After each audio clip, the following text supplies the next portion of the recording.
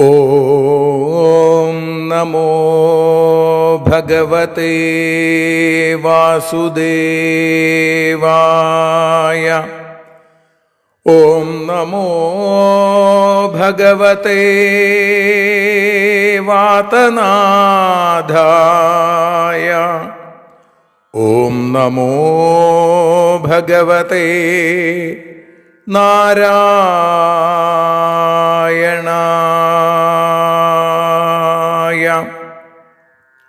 ഏവർക്കും നാരായണീയ മധുരം ആസ്വദിക്കാൻ ഒരിക്കൽ കൂടി സ്വാഗതം.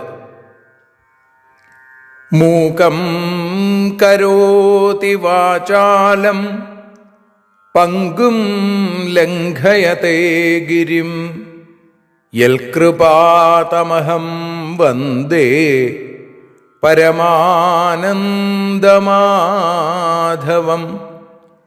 അഖിലാനപരാധാന്മേ ക്ഷമസ്വ കരുണാനിധേ പ്രസീദ മൽഗുരോ നാഥ ജനകായ നമോ നമഃ. അഖിലാനപരാധാന്മേ ക്ഷമസ്വ കരുണാംബുധേ പ്രസീദ മൽപ്രിയേ നാഥേ മാതൃരൂപേ നമോസ്തുതേ. സദാശിവസമാരംഭാം ശങ്കരാചാര്യമധ്യമാം അസ്മദാചാര്യപര്യന്താം വന്ദേ ഗുരുപരമ്പരാം. നാരായണീയത്തെ പറഞ്ഞിടുമ്പോൾ നാരായണാഖ്യനെ നമിച്ചിടുന്നു. നാരായണൻ വായുപുരത്തിലീശൻ നാവിൽ നിറഞ്ഞെന്നെ തുണച്ചിടേണേ. മോക്ഷക്കടൽ ഭാഗവതം പ്രസിദ്ധം മെല്ലെ കടഞ്ഞു നവനീതമഹോ ലഭിച്ചു. മന്നിൽ നരന്നു ഹരിഭക്തി ലഭിക്കുവാനായി മേൽപുത്തൂരേക്ക് സദയം ശുഭ സ്തോത്രകാവ്യം.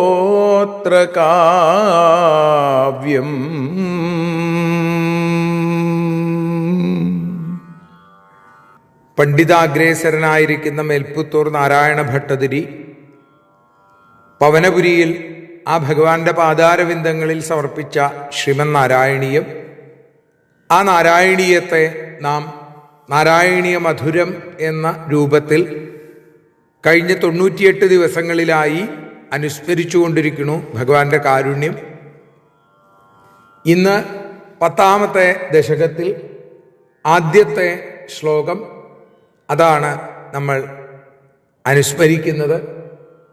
സൃഷ്ടിഭേദങ്ങളെക്കുറിച്ച് ഭഗവത് അനുഗ്രഹം കൊണ്ട് തപോബലവും മതിബലവും വർദ്ധിച്ച ബ്രഹ്മാവ് പ്രജാസൃഷ്ടി ചെയ്തു. എന്തൊക്കെയാണ് സൃഷ്ടിച്ചത് എന്നുള്ളതാണ്, സൃഷ്ടിഭേദങ്ങളെക്കുറിച്ചാണ് 10ാമത്തെ ദശകത്തിൽ പട്ടേരിപ്പാട് നമുക്ക് പറഞ്ഞു തരുന്നത്. 10 ശ്ലോകങ്ങളോടുകൂടിയ ഈ ദശകത്തിൽ ആദ്യത്തെ ശ്ലോകം ഇപ്പോൾ നമ്മൾ അനുസ്മരിക്കുന്നു. വൈകുണ്ഠ വർദ്ധിതബലോധ ഭവത്പ്രസാദാദംഭോജയോനിരസൃജൽ കില ജീവദേഹാൻ സ്ഥാസ്നൂനി ഭൂരുഹമയാണി തഥാതിരശ്ചാം ജാതിർമനുഷ്യനിവഹാനപി ദേവഭേദാൻ. ഹേ വൈകുണ്ഠ, ഭവത്പ്രസാദാൽ വർദ്ധിതബലഃ അംഭോജയോനി അഥാ ഭൂരുഹമയാണി സ്ഥാസ്നൂനി തഥാ തിരശ്ചാം ജാതീഃ മനുഷ്യനിവഹാൻ ദേവഭേദാൻ അപി ജീവദേഹാൻ അസൃജത് കില.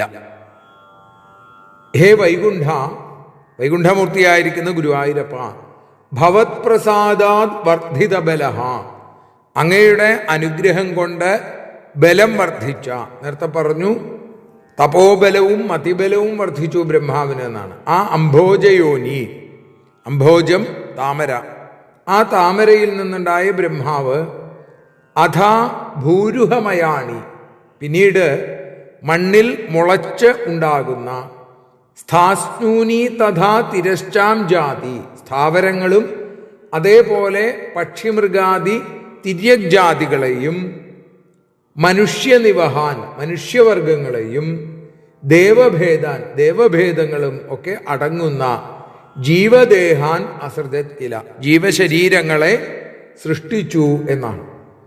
ഈശ്വരൻ്റെ ചൈതന്യ ആണ്, അതിൻ്റെ അംശമാണ് ജീവൻ. ജീവൻ നിത്യമാണ്. അതിന് ദേഹകൽപ്പന ചെയ്യുക എന്നുള്ളതാണ് സൃഷ്ടി എന്ന് പറയുന്നത്. ആ ദേഹം രണ്ട് തരത്തിലുണ്ട്, സ്ഥാവരവുമുണ്ട് ജംഗമവുമുണ്ട്. ഇളകാത്തതിനെ സ്ഥാവരമെന്നും ഇളകുന്നവയെ ജംഗമമെന്നും രണ്ടായി തിരിച്ചിരിക്കുന്നു. അപ്പോൾ ജംഗമങ്ങളിലാണ്, ഇളകുന്നതിലാണ് പക്ഷികൾ, മൃഗങ്ങൾ, ജലജീവികൾ, മനുഷ്യർ, ദേവന്മാരൊക്കെ ഉൾപ്പെടുക. അങ്ങനെ ആ ശരീരമാകുന്ന ഉപാധി മാറ്റിവെച്ചാൽ എല്ലാത്തിലും ഒരേ ഒരു ചൈതന്യം തന്നെയാണ്. എല്ലാ ജീവരാശിയും ഒന്നാണ്, ഈശ്വരമയമാണ് ഈ ജഗത്ത് എന്ന് മനസ്സിലാക്കാൻ സാധിക്കും. എല്ലാം ഭഗവാനിൽ നിന്നുണ്ടായതാണ്. അതിൽ ഭഗവാൻ തന്നെയാണ് ചൈതന്യമായി നിലനിൽക്കുന്നത് എന്ന് പറഞ്ഞു വെക്കുന്നു ഈ ശ്ലോകത്തിലൂടെ. ഒരിക്കൽ കൂടി നമുക്ക് ആ ശ്ലോകം ചൊല്ലാം.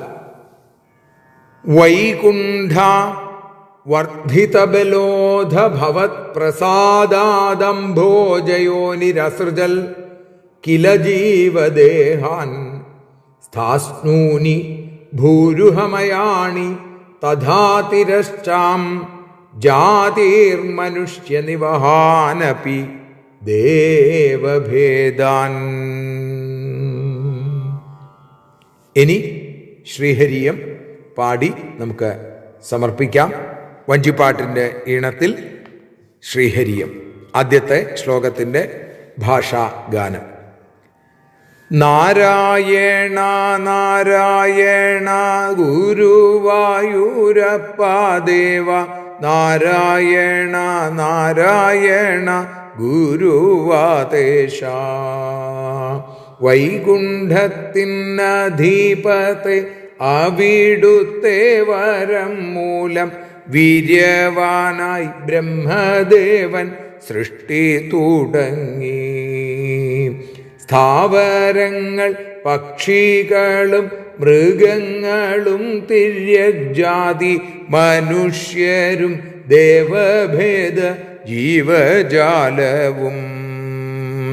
നാരായണ നാരായണ നാരായണ നാരായണ നാരായണ നാരായണ ശ്രീവാസുദേവ.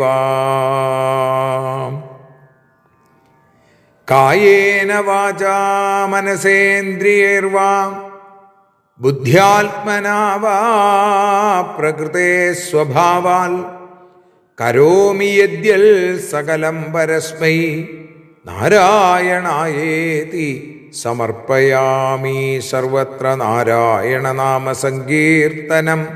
നാരായണ നാരായണ നാരായണ.